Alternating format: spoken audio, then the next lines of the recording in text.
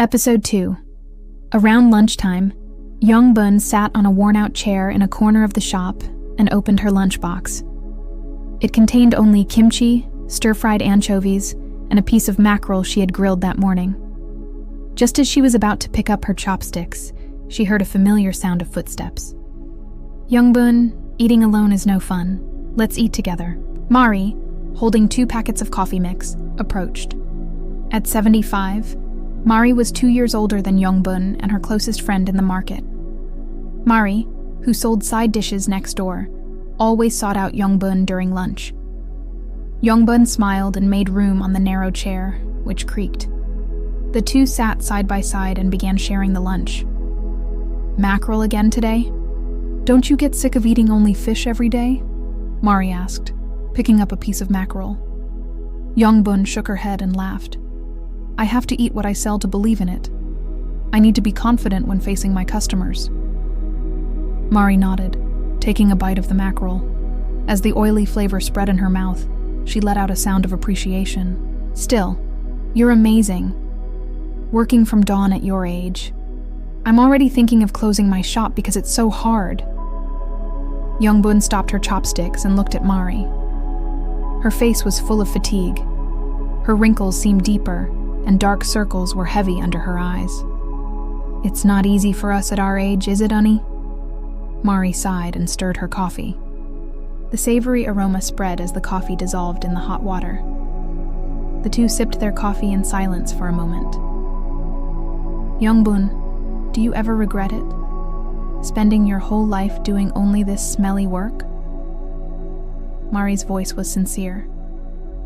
Young-bun fell into thought for a moment. Looking down at her hands, she slowly spoke. "Well, I sometimes wonder what my life would have been like if I'd lived differently, but I don't regret it. This work put Do-woon through university and got him married." Mari lightly patted Young-bun's shoulder. It was a warm touch. "But I haven't seen Do-woon around much lately. I don't see your daughter-in-law either." Young-bun's expression darkened momentarily. She put down her chopsticks and lowered her gaze. Mari didn't miss the change. "Is something wrong?" Young-bun shook her head and forced a smile. "No, he must be busy. Young people are all busy these days." But Mari saw through Young-bun's lie. She had been by her side for over 40 years. Mari held Young-bun's hand. It was cold and rough, but a warm heart was conveyed through it. "Young-bun, if you just endure, it festers. Even the smell is the trace of a person having lived. It's the trace of my lifelong work, and it should be my pride." Young-bun looked at Mari. Her eyes were full of sincerity. Young-bun smiled faintly and replied, "Well, some people dislike that smell." Mari gripped Young-bun's hand tighter. "Those people don't know your true worth. The fishy smell from my hands isn't something to be ashamed of. It's something to be proud of." Young-bun's eyes grew hot. Mari's words struck a deep chord within her, but a bitterness still remained in a corner of her heart. After lunchtime ended and Mari left, Young-bun remained alone in the shop. She organized the fish while waiting for afternoon customers. She neatly arranged the hairtail and sorted the mackerel by size. Then, her phone rang. A text from Do-woon. "Mom, I'll visit this weekend. Mi-ju is coming too." A smile spread across Young-bun's face. She was happy her son was visiting after so long. She immediately started thinking about what to prepare. She decided to make the braised hairtail that Do-woon liked, but at the same time, she felt uneasy. What would her daughter-in-law, Mi-ju, think of this smelly shop? Young-bun looked around the shop. The old tiles, the rusty metal shelves, and the fishy smell ingrained everywhere. Suddenly, everything seemed shabby. Young-bun took out the cleaning tools. She scrubbed the floor cleaner and wiped the windows until they sparkled. But no matter how much she cleaned, the fishy smell wouldn't disappear. It had already become a part of the shop. The sun began to set. Afternoon customers started trickling in, office workers stopping by on their way home from work.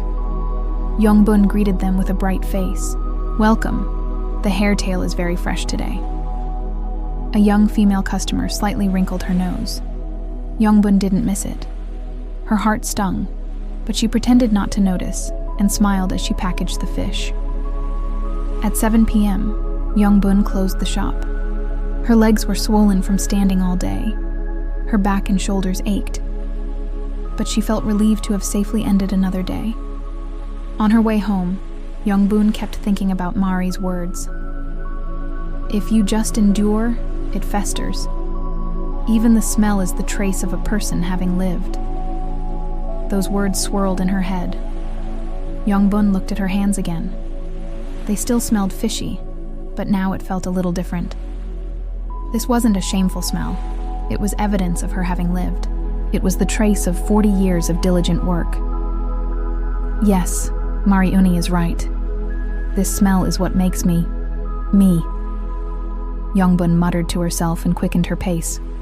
She had to wake up at dawn again tomorrow, but today, her heart was a little different.